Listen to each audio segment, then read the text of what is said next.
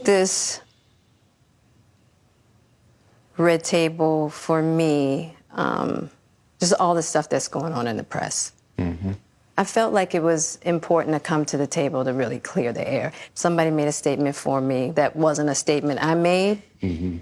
that went cray-cray. And one of the reasons why I wanted to come to the table is the media, the headlines. We specifically never said anything. Yeah. We were purposely not saying anything. Any headline that says Jada said or Will said or the Smith said is not true. We specifically never said anything. Right. So coming to the table was like, we just felt like it got to the point where you got to say something. Yeah, and to stop that cycle. Yeah. You know, there's people's feelings involved. Right. Right. You know, and at the end of the day, I don't like how all of this came to be. But that doesn't matter. It's all love. Honestly. And I would usually not, you know, that would be something I wouldn't comment on at all. Yeah. You know, and I feel like it's a situation that I consider private. You just feel like it ain't really nobody's business. Yeah. But now Black Twitter has claimed it as their business. But, you know, I feel like it's healing that needs to happen. And I know there's a lot of stuff going on in the world right now. Yeah. Even though this is minuscule, I do feel like it's these kinds of things that create the world that we're in. And the idea of not communicating, not talking about it, not clearing the air, and just being as transparent. Just being transparent. And I'm here with you. Yeah, I thank you for that, because you've been on a hell of a journey with me. So that's what we're going to start with, this is a very personal journey that became very public. Yes, absolutely. For whatever reason. So what happened, Jada? Okay, so let's start with, I guess about 4.5 years ago. Yeah. I think it was about 4 years ago. Started a friendship with August. And we actually became really, really good friends. And it all started with him just needing some help. You know, me wanting to help his health, his mental state. Because for me, that was the thing when Og first came around, he was really sick. He was really sick, yeah. And the outpouring for him from our family was initially about his health. Yeah. And I mean, we found all those different resources, you know, to help pull him through. And from there, you know, you and I were going through a very difficult time. Yeah.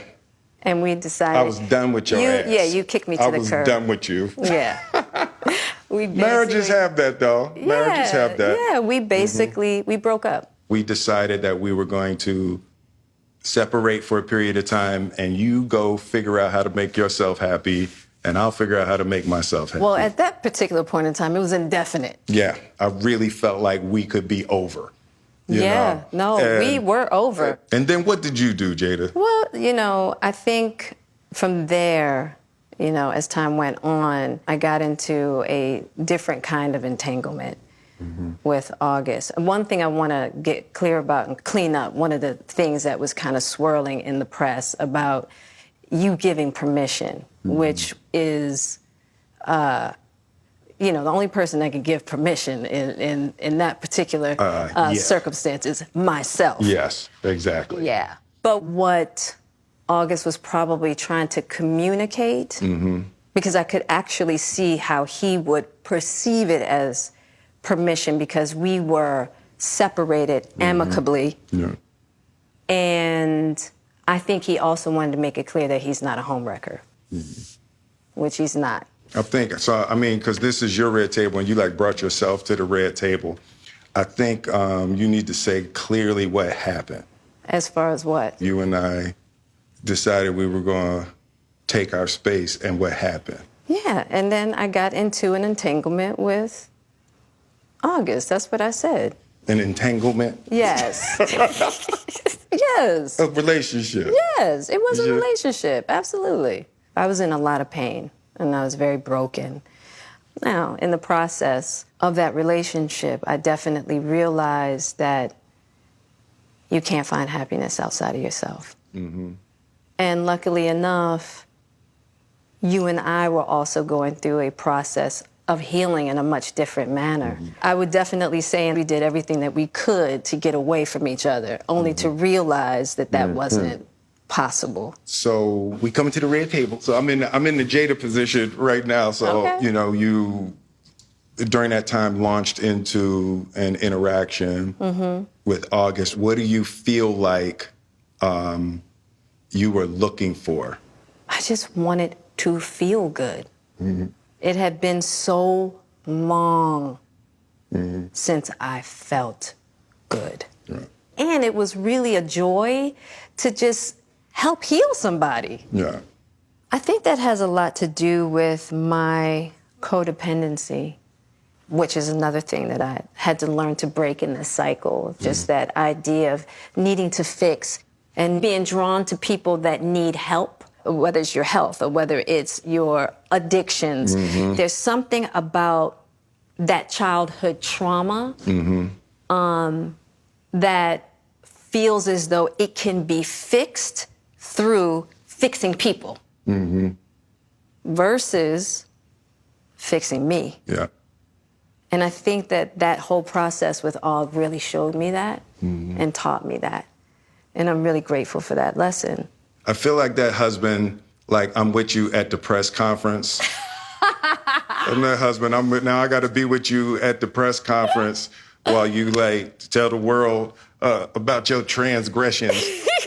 Well, Like I love my baby. I'm gonna stand by my baby no matter what. well, I definitely understand why it would look that way or feel that way, but I actually don't look at it as a transgression at all. Through that particular journey, I learned so much about myself and was able to really confront a lot of emotional immaturity, emotional insecurity, and I was really able to do some really deep healing.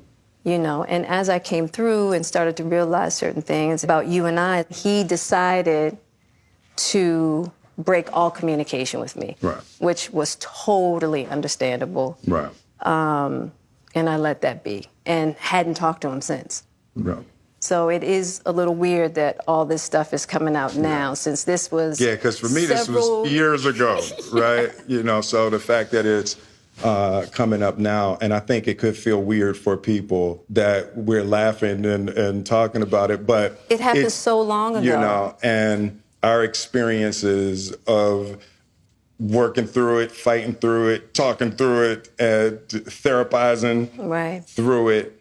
I think that the why now is weird. Yeah. When I say it's been a huge healing on my life and just what I had to confront and discover, about myself, the ugly truths and the beauty. So it was something that I felt like wasn't really ready to be discussed because it hadn't been that healing, because he hasn't wanted to, Og and I haven't talked in so long. You know what I mean? So I don't know. This all seemed very strange, But I'm grateful for the journey that you and I have had together. Because I feel like there are a lot of couples that go through those periods. And a lot of couples that have to separate and think it's over. And, the one thing I'll say about you and I is that there's never been secrets. Right. We came together young, and we were both broken in our own ways, and to be able to make mistakes without the fear of losing your family is so critical. Yeah. It's the idea of any relationship and trying to get to deeper understanding of love is going to be forged in fire. There's no way around it. And I think that one of the things that I'm deeply grateful in this whole process between you and I is that we have really gotten to that new place of unconditional love. Because I wasn't sure I was ever going to speak to you again. I know. Yeah, like the fact that I'm speaking to you again is a miracle. I would agree. I would agree. No, but it ain't for the weak at heart. There's just certain things that you have to go through, and it's like... And I wish, you know, I wish that wasn't the case. I do. I wish that wasn't the case. I sure wish it could be all magic and miracles. Yeah. You got to go through some to get the answers. Mm-hmm.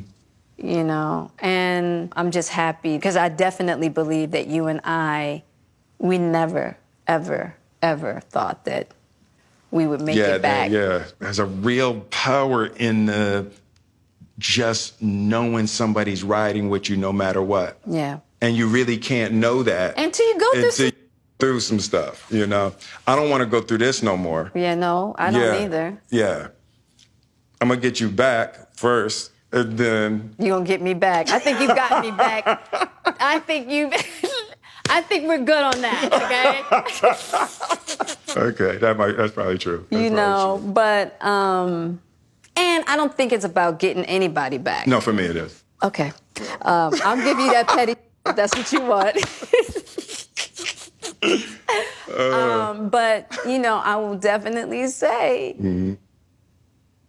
it's just part of it. Yeah. You know, if you expect to be with somebody for a lifetime. 25 years and counting. We ride together. We die together. Bad marriage for life.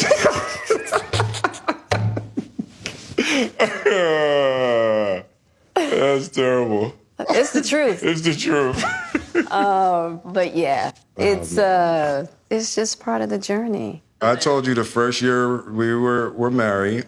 What'd you tell me? That I can love you through anything. And I didn't believe you. Yeah. If somebody looked through a crystal ball and said, this, and this is going to happen, I'd be like, no way. Yeah. You thought I was that I didn't have the girth that it was going to take to ride with you through. Yeah. I didn't know if you would be willing to find the deep capacity to love me. Yeah. How am I doing? You're doing great. Mm-hmm. All right. Yeah. You're awesome.